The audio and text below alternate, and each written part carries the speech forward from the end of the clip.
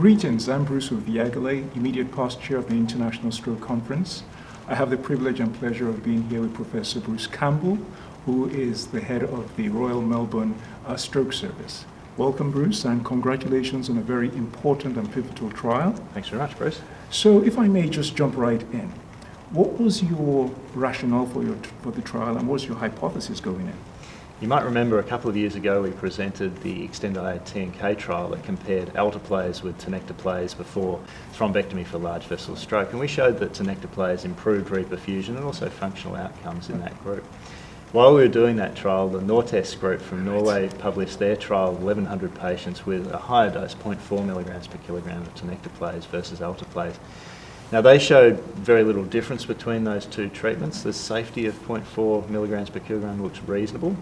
And we hypothesised, well, if anyone's going to benefit from a higher dose, that would probably be the patients with a large vessel occlusion, and we thought we'd better try and sort out this question of what's the dose we should be using in stroke. So EXTEND-IA TNK Part 2 that I'm presenting here at this conference is a comparison of 0.25 milligrams per kilogram that we used in the last trial, and most of the trials of tenecteplase have used 0.25 milligrams per kilogram, with 0.4 milligrams per kilogram that was used in Nortest.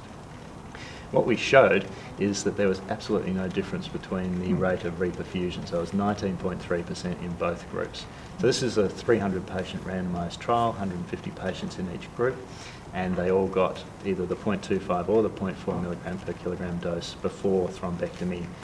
This trial had a few added inclusions in it, so we were able this time to include patients from country centres that were recruited via telemedicine and had longer distance to travel, so that provided insights into what the recanalisation rate was in those patients. It was considerably higher, around a third of patients who'd travelled more than an hour to get to their thrombectomy centre had the artery open by the time they got there, which is very meaningful. Yeah. Very impressive. And this was designed as non-inferiority or superiority? Good question. Because we'd shown that 0.25 milligrams per kilogram was superior to alteplase, we felt the only reason we'd escalate in dose is if it was actually superior. So this is a superiority trial, and we did not test non-inferiority. And so what would you say are the implications for clinical practice? I think it's very helpful to have the added reassurance of this trial. It's another 300 patients with large vessel occlusion and a really good safety profile yet again with tenecteplase. I think it clarifies what dose. I would certainly use the 0.25 milligrams per kilogram. I can't see any advantage in escalating to 0.4. But having said that, because we're always estimating the weight of the patient, usually when we're giving the dose, it gives us that reassurance as a window of safety that if we do inadvertently overestimate the patient's weight, we're not suddenly in a dangerous dose range with tenecteplase. One question I have for you, given the results where you found that those patients who were more remote, one-third of them had substantial reperfusion before they actually got thrombectomy.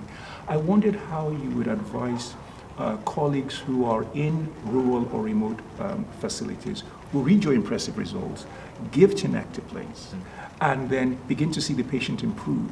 How do they navigate that? Because of the cost and logistics of transferring the patient to a comprehensive stroke center, what should they do in those kind of situations? Very good question. I still feel that patients need to be transferred. If you're in a situation where you're getting an air transfer and the air ambulance hasn't actually arrived, you might have time to re-image the patient, but I think the message is still get them to the comprehensive centre, and hopefully they don't need the procedure when you get them there. That makes sense, and I agree with that. Any surprises from the trial particularly, would you say? No surprises as such. I think the rates of reperfusion prior to thrombectomy are actually very similar between Part 1 and Part 2, which is reassuring. We also had some mobile stroke patients, mobile stroke unit patients in Part 2, but their responses were very similar to the metropolitan patients. Great. And you've been a leader with testing and showing proof of the use and advantages of tenecteplase for stroke. What's next for you? Are you still going down this path? Any other trials being planned or being conducted? There's still ongoing phase 3 trials of tenecteplase versus alteplase. So in Australia, Mark Parsons, Chris Levi leading the TASTE trial.